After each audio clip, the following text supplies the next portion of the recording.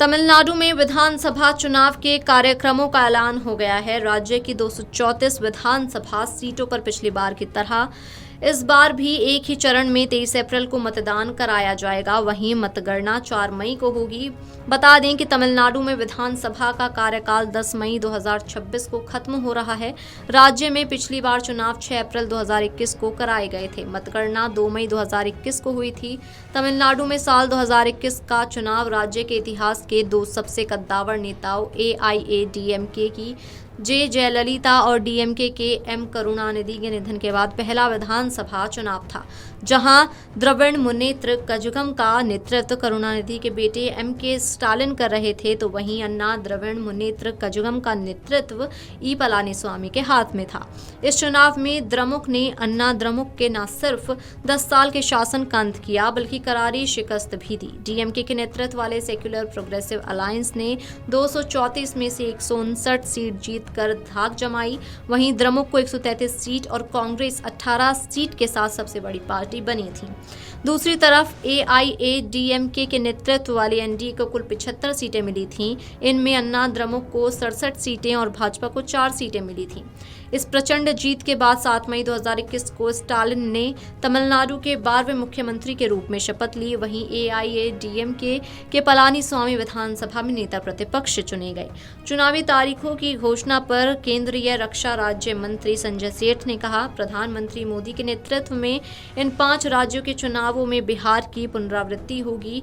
जैसे बिहार ने कांग्रेस का सूपड़ा साफ किया, वही हाल इन 5 राज्यों में होगा और भारी बहुमत से प्रधानमंत्री मोदी के नेतृत्व में हमारी सरकार बनने जा रही है।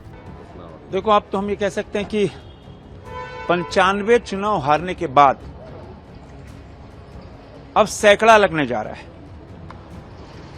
कांग्रेस पार्टी और उनके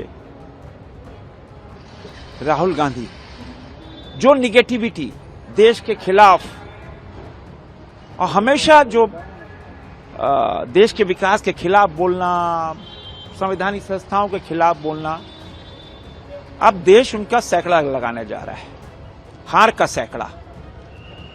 और देश के आदरणीय प्रधानमंत्री नरेंद्र मोदी के नेतृत्व में इन 5 राज्यों के चुनाव में बिहार की पुनरावृत्ति होगी।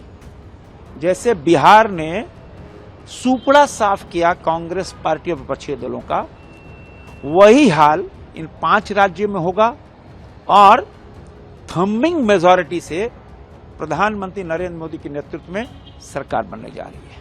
CPI नेता D राजा ने चुनावी तारीखों की घोषणा पर कहा, बहुत से प्रश्न उठाए जा रहे हैं, बहुत से मुद्दे उठाए जा रहे हैं। चुनाव आयोग को विश्वसनीयता से उस पर जवाब देना चाहिए। चुनाव आयोग जनता को खुद पर यकीन दिला नहीं पा रही है।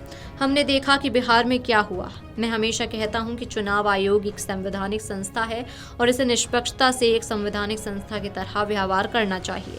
इसे लोगों को चुनाव आयोग पर शक करने या सवाल उठाने का मौका नहीं देना चाहिए। अगर वैध मतदाताओं को मतदान करने से रोका जाएगा तो जाहिर है कि चुनाव आयोग पर सवाल उठेंगे। Video desk amarujala.com।